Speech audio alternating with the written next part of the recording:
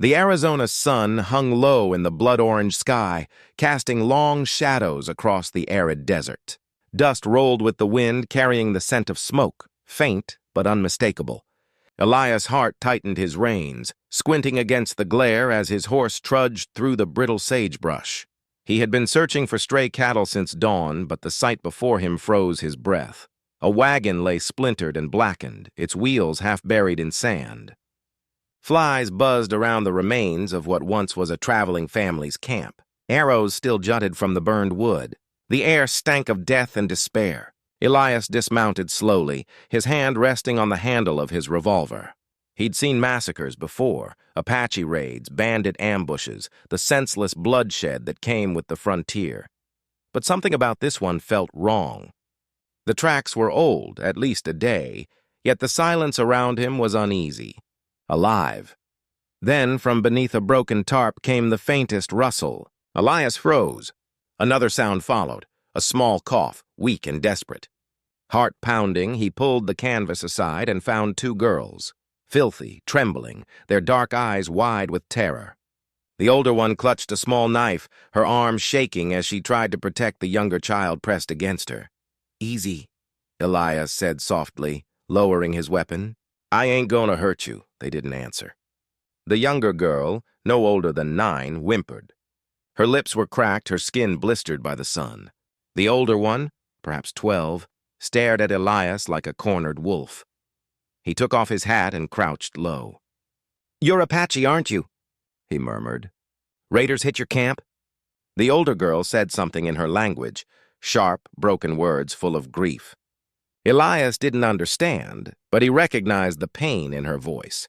He glanced at the dead around them, white settlers, not Apaches. So the raiders had attacked this wagon, and the girls must have fled from something worse. Maybe they'd been captured, maybe they'd escaped. Whatever the story, they were the only ones left alive. Elias hesitated. A white man helping Indian children would draw the wrong kind of attention. People in town already called him a fool for living alone, for trading with the tribes instead of fearing them. Yet he couldn't leave them here to die. He thought of his wife buried 10 years ago and his little boy who hadn't survived his first winter. Something deep inside him, something human, refused to walk away. He offered them his canteen. The older girl hesitated, then snatched it, helping her sister drink first. Elias smiled faintly. "Good girl," he whispered. "Take care of her." He gathered them onto his horse, wrapping them in his coat. The ride back to his ranch took hours through blistering heat, but the girls clung to him silently the whole way. When they finally arrived, Elias laid them by the hearth, giving them water, bread, and a place to rest. He watched them sleep, 2 little lives caught between worlds, just like him. That night, as the desert wind howled outside, Elias sat by the fire, staring into the flames.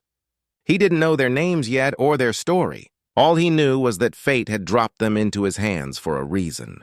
For the first time in years, his lonely home didn't feel empty. He decided then and there that he would keep them safe, no matter what the cost. When dawn broke over the red horizon, the girls awoke and stared at him cautiously. Elias smiled. "You're safe now," he said gently. "Name's Elias Hart. This here's my ranch. Your home, if you want it." The older girl hesitated before whispering, "Nayeli." The younger added softly, "Taya." Elias nodded. "Nayeli and Taya," he repeated with a quiet smile. "You're safe, girls. I promise." Outside, the desert began to bloom with morning light, and with it, a new chapter of their lives began.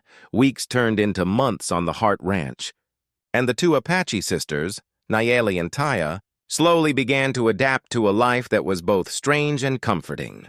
The once empty ranch, once echoing only with the creak of a windmill and the distant cry of coyotes, now pulsed with laughter, chatter, and the rhythm of renewed life. Elias Hart, a man who had lived too long with ghosts, found himself waking each day with purpose again. There were mouths to feed, lessons to teach, and hearts to heal. He had never been one for fatherhood, not since his wife and infant son had been taken by fever. But with Nayeli and Taya, something stirred inside him that he thought long dead. At first, the girls were wary. They had survived too much to trust easily. Nayeli, protective and proud, watched Elias with sharp eyes. Taya followed her sister's lead, hiding behind her whenever he drew near. But Elias had patience carved deep into his bones, the kind that comes from years of solitude.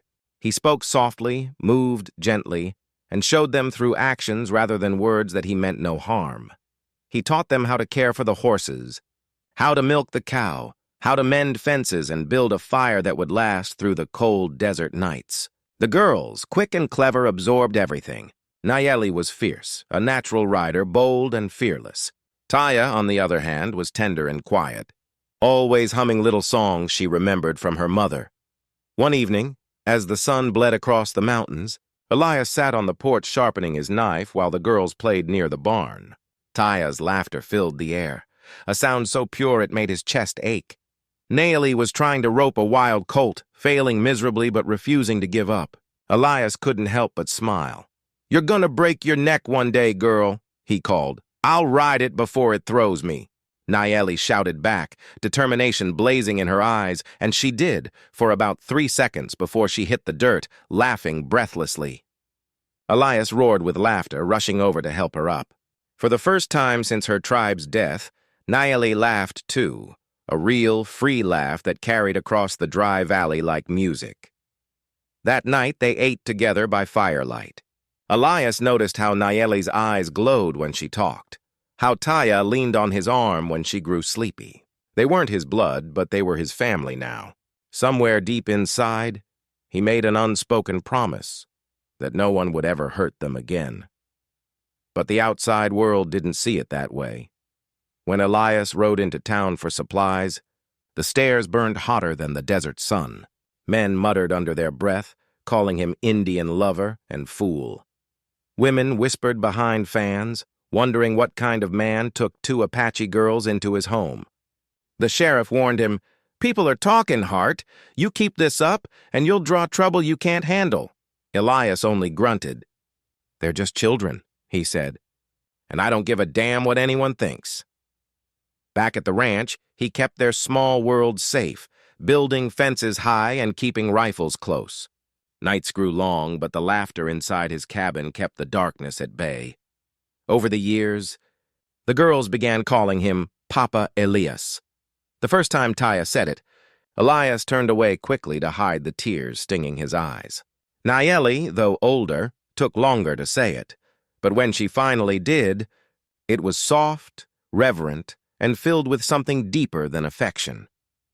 In that lonely stretch of desert, a new kind of family had taken root, one not bound by blood or law, but by kindness, survival, and the unspoken promise of belonging. And though Elias didn't know it yet, the love that now kept his heart alive would one day return to him in ways he could never imagine. Beautiful, forbidden, and destined to change all 3 of their lives forever. The years that followed were peaceful, at least within the borders of the Hart Ranch. The seasons passed like chapters in a book, spring rains softening the land, summers of endless work, autumns filled with golden light and laughter. Elias, Nayeli, and Taya lived quietly, their small world untouched by the hatred that brewed beyond the hills. But peace, in the West, was a fragile thing.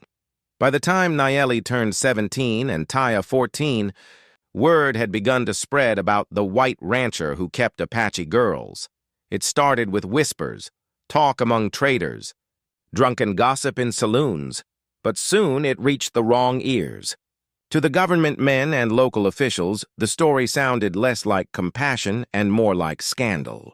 They saw 2 native girls raised outside the reservation system, living with a white man, and decided it was improper. One morning, a wagon bearing the seal of the Indian Affairs Office came rumbling down the dusty road toward the Hart Ranch. Elias saw the dust trail long before the horses came into view. His gut turned to stone. A government agent stepped down, a stiff, gray-coated man with narrow eyes and the self-righteous air of someone used to giving orders. "Mr. Hart," he said briskly, "I'm here under the authority of the Department of Indian Affairs. You've been harboring 2 native wards illegally. They are to be taken to the San Carlos Reservation, where they will be properly cared for and educated." Elias's jaw tightened. "They're not wards. They're my family." "Be that as it may," the man replied coldly. "They belong under federal supervision, not in the home of a private citizen." Nayeli and Taya stood behind Elias, clutching each other's hands. The younger girl trembled, but Nayeli stepped forward, defiant. "We are not prisoners. This is our home." The agent's eyes flickered, but his voice stayed icy. "That's not your decision to make, miss. You're coming with us." Elias's hand hovered near his revolver, 1,000 thoughts flashing through his mind. Anger, fear, desperation. But he knew he couldn't win a fight like this. If he resisted, he'd be shot, and the girls would be taken anyway. His voice cracked when he spoke. "Please, don't take them. They've got nowhere else to go." "Then you should have thought about that before breaking the law," the man said, signaling his driver.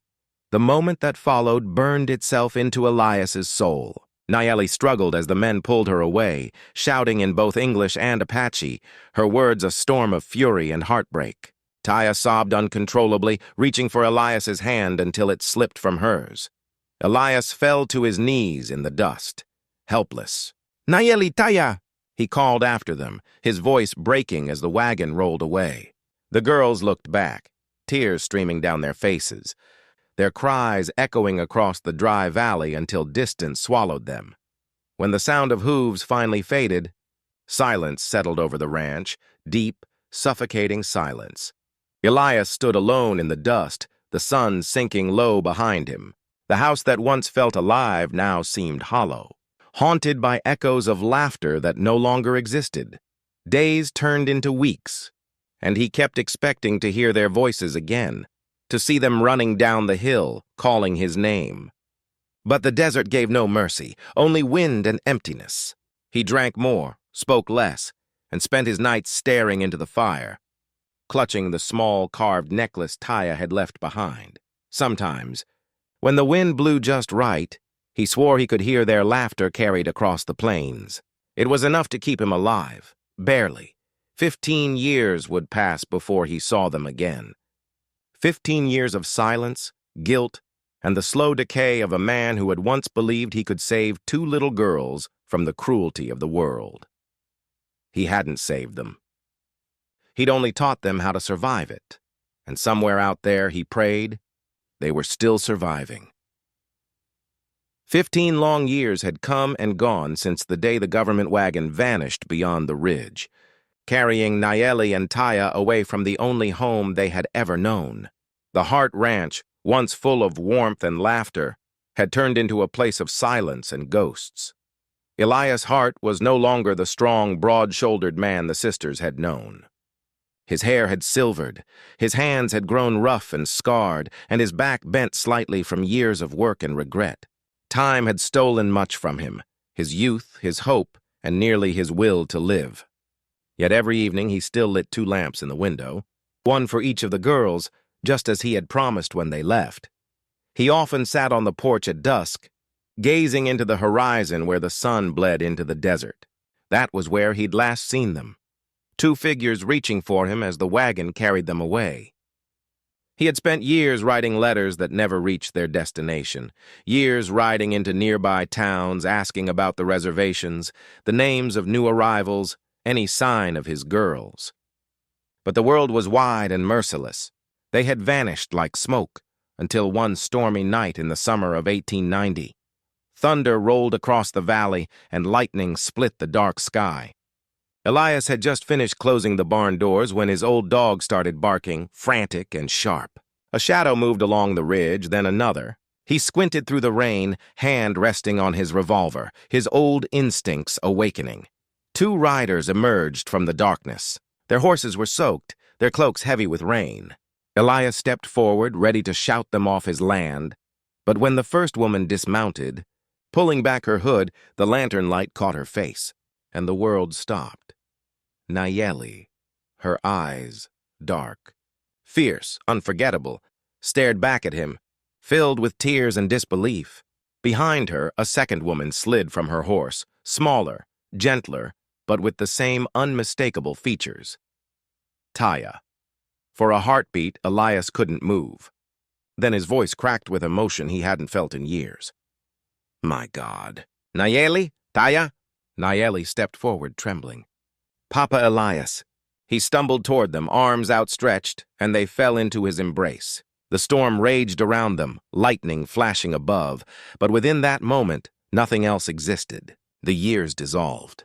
They were together again. When the storm finally eased, Elias brought them inside. The sisters dried by the fire while he studied them through tear-blurred eyes. They were women now, strong, graceful, and marked by life's hardship. Nayeli bore faint scars on her arms, proof of struggle and survival. Taya's hands were calloused, her smile softer but shadowed by sadness. You both made it, Elias murmured. I thought I'd lost you forever, Nayeli smiled faintly. You didn't lose us. You taught us how to fight, and we did. They told him everything. How the reservation had been a cage of sickness and cruelty, how they had escaped one moonless night and wandered from town to town, working, hiding, surviving. They spoke of hunger and danger, but also of determination, of the fire he'd lit in them years ago that never went out. Elias listened in silence, his heart aching with pride and guilt. He offered them warm food, blankets, and the only thing he still had to give, his home. That night, as the fire flickered low, Elias watched them sleep on the old couches in front of the hearth.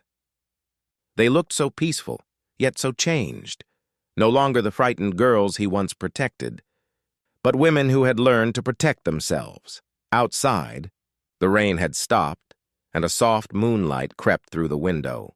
Elias whispered into the stillness, "Thank you, God, for bringing them home." But as he looked at Nayeli, the way her face caught the light, something unfamiliar stirred inside him, something he tried to push away. It was not the love of a father nor the fondness of memory. It was something deeper, older, more dangerous. He turned away quickly, guilt pressing heavy in his chest.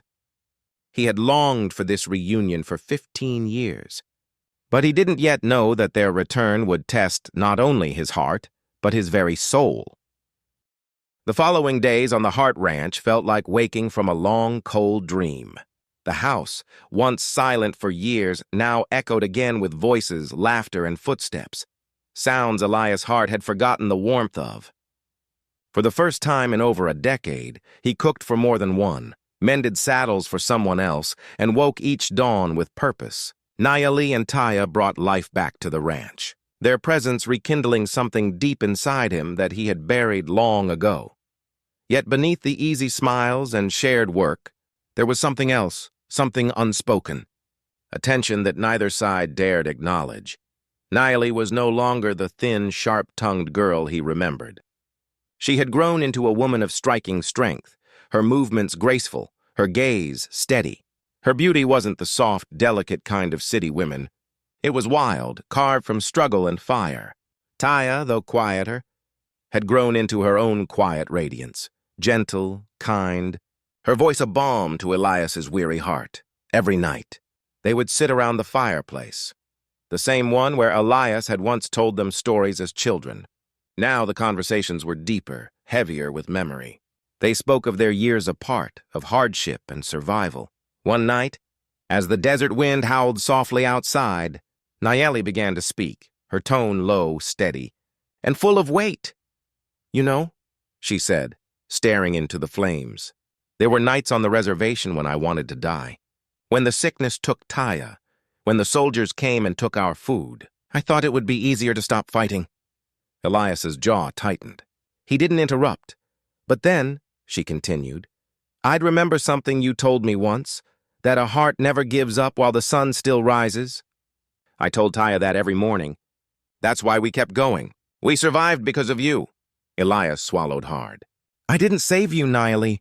You saved yourselves," she shook her head. "No, you gave us something to live for." Silence hung between them, broken only by the crackle of the fire. Then Taya, sitting beside her sister, spoke softly. "Nayeli never forgot you, Papa Elias. None of us did." But for her, it was different. Nayeli shot her sister a look, half warning, half embarrassment. Taya smiled faintly, her eyes shimmering. She talked about you all the time. Said no man was as strong or kind or brave. Said you were the only man she could ever trust. Elias felt a strange tightness in his chest. He looked at Nayeli, her eyes meeting his, dark and unwavering. For a heartbeat, time seemed to stop. The air grew heavy with the weight of years and unsaid words. Nayeli stood then, walking toward him slowly. 15 years, she said quietly. I dreamed of coming back here, of finding you still alive, of hearing you call my name again. She hesitated, her voice trembling. And now that I'm here, I don't know what to do with all of it. The memories, the love, the loneliness. Elias rose to his feet, unsure what to say. You don't owe me anything, Nayeli. You're home now. That's all that matters. But she shook her head. It's not that simple. Her voice cracked as she whispered, I loved you then. I love you still. Not as a daughter, Elias, but as a woman. The words hit him like thunder.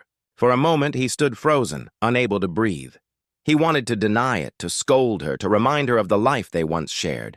But when he looked into her eyes, he saw not confusion, not childish longing, but the raw truth of a heart that had carried him through 15 years of pain. Elias turned away, gripping the edge of the mantel, his voice rough. You don't know what you're saying. I know exactly what I'm saying, she replied softly. And so do you. The room felt smaller then, filled with the ghosts of their past. The little girl he'd once carried from the ashes, and the woman now standing before him, strong, alive, and burning with emotion. Taya quietly rose and left the room, tears in her eyes. She understood more than either of them knew. As the firelight flickered across Nayeli's face, Elias's heart waged a war between guilt and longing, love and duty. The lines between past and present blurred, and though no one spoke another word, both knew something had changed forever. Outside, the desert wind whispered against the windows, a sound like fate stirring in the dark. The next few days passed in an uneasy calm, the kind that comes before a storm. The air between Elias and Nayeli grew heavy with silence, thick with all the things they had not said. Around them, life on the Hart Ranch went on as usual, the feeding of horses, the fixing of fences, the quiet rhythm of survival. But beneath the surface, emotions churned like a river about to flood its banks. Taya sensed it most. She saw the way Nayeli's eyes lingered on Elias when he worked shirtless in the sun, the way his voice softened when he spoke her name. She saw the guilt in both of them, too, an invisible chain binding their hearts and tearing at their souls. It was love that neither should have felt, but both had carried for too long to deny. One evening, a storm rolled in from the west. The air turned cool and electric, and clouds like bruises gathered over the desert. Elias stood on the porch watching the horizon darken. Inside, Nayeli sat by the fire, mending one of his old shirts. She was humming softly, an old Apache song he remembered from when she was a child. The sound of it hit him like a ghost, a memory and a wound at once. When he came inside, he paused by the doorway, just watching her. The flicker of firelight made her skin glow like copper, her long dark hair falling loosely over her shoulders. She looked up and met his gaze. For a long moment, neither spoke. You should get some rest, he said quietly. I can't, she replied. Not when the storm's coming. Her voice trembled. Not with fear, but something deeper. Elias crossed the room, his steps heavy. You shouldn't have said those things the other night, he murmured, his tone both stern and unsteady. You don't know what you're playing with. Nayeli's eyes flashed. I know exactly what I'm doing. I've lived half my life with words I never got to say. I won't live the other half in silence. Lightning cracked outside, lighting the room in blue-white brilliance. Elias turned away, his heart pounding. I'm not the man you remember, Nayeli. I'm old, broken, full of mistakes. You deserve someone who can give you more than regret. She rose slowly, her voice firm. You gave me everything. You gave me life when no one else would. You taught me to fight, to stand, to survive. I became the woman I am because of you. Her words cut deep. too deep. He wanted to stop her, but couldn't. When she stepped closer, the distance between them vanished like smoke. "Every night on that reservation," she whispered, "I dreamed of this place. Of you. I swore if I ever came back, I'd tell you how I felt. And now I have." Elias's breath trembled. "You shouldn't love me, Nayeli, but I do." The storm broke then, rain hammering the roof, thunder shaking the windows. And before he could think, she reached for him. The moment their hands touched, something shattered inside him, years of restraint, loneliness, guilt, and longing spilling over all at once. He tried to pull away, but she stepped closer, resting her forehead against his chest. "Don't fight it anymore," she whispered. "You've fought enough." Her words undid him. He cupped her face, torn between shame and hunger, love and fear. When their lips met, it was not the act of passion they had imagined for so long. It was surrender. Surrender to time, to pain, to fate itself. Outside, the rain poured harder, drowning the desert in sound. Inside, the old rancher and the woman he'd once saved stood together at the edge of morality and memory, their hearts breaking open like thunder. When the storm finally passed, silence fell again, but nothing was the same. Elias sat awake long after she had gone to her room, his hands trembling, his mind lost between sin and salvation. He knew what had happened could not be undone. But deep inside, a part of him, the part that had been dead for 15 years, was alive again. And that terrified him more than anything. Dawn broke slowly over the desert, bleeding soft gold across the horizon. The storm had passed, leaving the land washed clean and silent. Drops of rain clung to the edges of the corral fence, and the scent of wet earth hung heavy in the air. Inside the old ranch house, Elias' heart sat at the edge of his bed, his face buried in his weathered hands. The night had not been a dream. The warmth of Nayeli's touch, the sound of her breath against his skin, the way she had looked at him, all of it was painfully real. His heart felt torn between guilt and a strange, fragile peace. For 15 years he had lived with ghosts, and for one night those ghosts had been replaced by life, by love that was both forbidden and undeniable. When he finally rose, his reflection in the mirror startled him. He looked older somehow, the lines of shame and longing etched deeper into his face. "God help me," he whispered, voice hoarse. "What have I done?"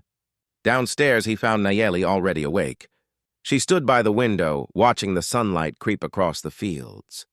She had braided her hair and wore one of Taya's dresses, simple and white. When she turned, their eyes met, and for a moment, neither spoke. "Morning," Elias said finally, his tone stiff, guarded. "Morning," she answered softly. Her expression was calm, almost serene. There was no shame in her gaze, only a quiet certainty. Elias poured himself a cup of coffee, his hands shaking slightly. "What happened last night?" He hesitated, struggling to find words. "It shouldn't have happened, Nayeli. It wasn't right." She stepped closer, her voice steady. "You think it was wrong because of what people would say. But out here, there's no law but the one we make. You didn't hurt me. You didn't take anything from me that I didn't give freely." Elias shook his head. "You don't understand. You were like my daughters once. I raised you." Nayeli's eyes softened. "You raised us to be strong, to think for ourselves. I'm not that girl anymore, Elias. I haven't been for a long time." He turned away, his chest heavy. "You're still young enough to start over. To find someone your age, build a life that isn't haunted by what we've done." She smiled faintly. "You think I haven't tried? I've met men, soldiers, ranchers, traders. None of them saw me. They saw my skin, my tribe, my scars. You're the only one who ever looked at me and saw a person." Her words pierced him deeper than any blade could. He wanted to speak, to reason, to undo what was now woven into their fates. But nothing came. He only nodded slowly, his silence an admission of truth he couldn't deny. That's when Taya entered the room. She stopped at the sight of them, the air between her sister and Elias thick with something she didn't need to name. Her eyes filled with quiet sadness, but not surprise. "I know," she said simply. "I felt it long before last night." Nayeli turned toward her, guilt flickering in her eyes. "Taya!" But Taya raised a hand. Don't apologize. We've both loved him in our own ways. I used to think I loved him as a father. Maybe I still do. But I knew what was in your heart, Naeli. I saw it years ago. Elias's throat tightened. Taya, I never meant... I know, she interrupted gently. You don't have to say anything. For a long, aching silence, the three of them stood together, bound by love, pain, and years of shared history that no one else could ever understand. Finally, Taya spoke again. Whatever happens now, we can't stay here. People will find out eventually. They always do. Elias looked between them. One woman fierce and defiant, the other gentle and wise. He knew she was right. The world would not understand this kind of love, no matter how pure it felt to them. He nodded, voice low. Then maybe it's time to start again somewhere no one knows our names. As the morning sun spilled through the windows, Elias realized something had changed forever. The line he had crossed could never be undone, but neither could the bond they shared. For the first time in years, he didn't feel alone. But that comfort carried the weight of tragedy waiting on the horizon, because in the Wild West, love like theirs was never meant to last. The days that followed were quieter, too quiet, as if the desert itself held its breath.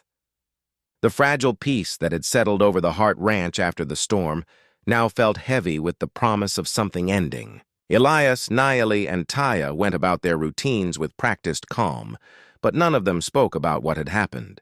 The words they didn't say hung in the air like ghosts. Yet beneath the silence, danger was closing in. Rumors had begun to spread in town. A ranch hand who'd passed by the Hart property claimed he'd seen 2 Indian women living alone with an old white man. Gossip spread faster than wildfire, twisting truth into scandal. Some said Elias was hiding fugitives. Others whispered worse. By the time word reached the ears of Sheriff Collins, the story had become a matter of public concern. Elias sensed trouble before it arrived. He noticed strangers riding near the ridge, lingering too long. He found boot prints near the creek where none should have been. At night, the coyotes howled louder, as if warning him that peace was slipping away. He tried to hide his worry from the sisters, but Nayeli saw it in his eyes. They'll come for us, won't they? She asked one evening, her voice low. Elias nodded slowly. They always do. Taya set down the bowl she was washing. Then we should leave. Go somewhere far, to the mountains or south across the border. We can start again, Elias sighed. I can't. This land's all I got. It's my life, my grave. Nayeli took his hand, her eyes fierce. Then we'll stay with you. If this land is your grave, it's ours too. He smiled sadly. No, my girl. You've still got years ahead of you. I'm just an old fool who made one too many mistakes.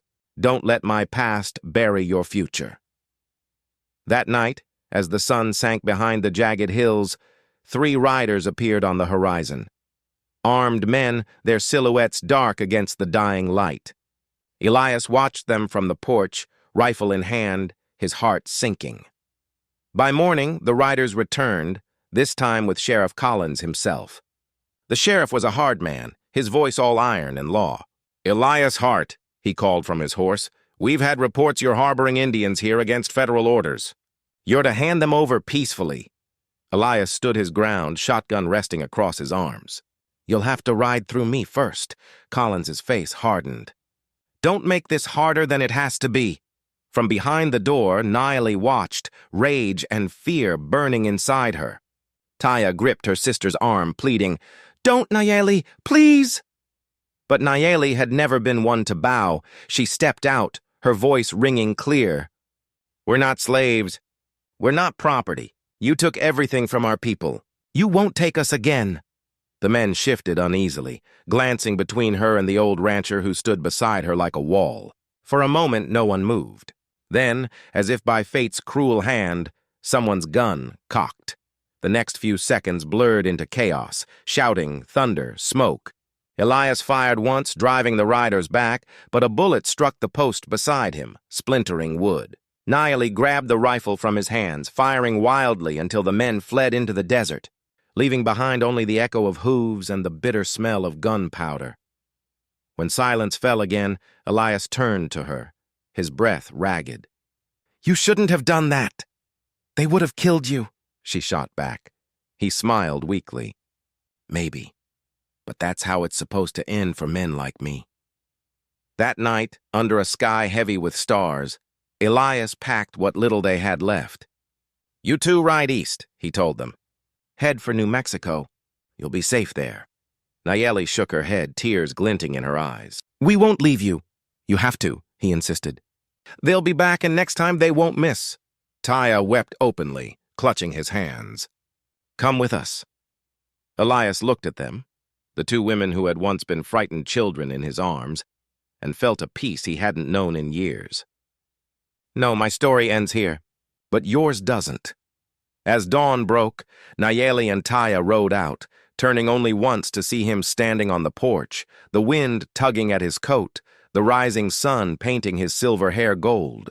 He raised his hand in farewell, a gesture both blessing and goodbye. By the time the sisters reached the ridge, the first gunshots echoed faintly behind them. Neither turned back.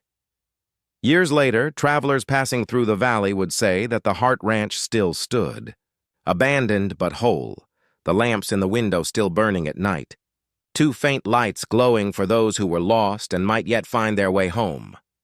And in the hearts of Nayeli and Taya, the memory of one man, the man who had saved them, raised them, and loved them in defiance of the world, would burn forever like two eternal flames in the desert.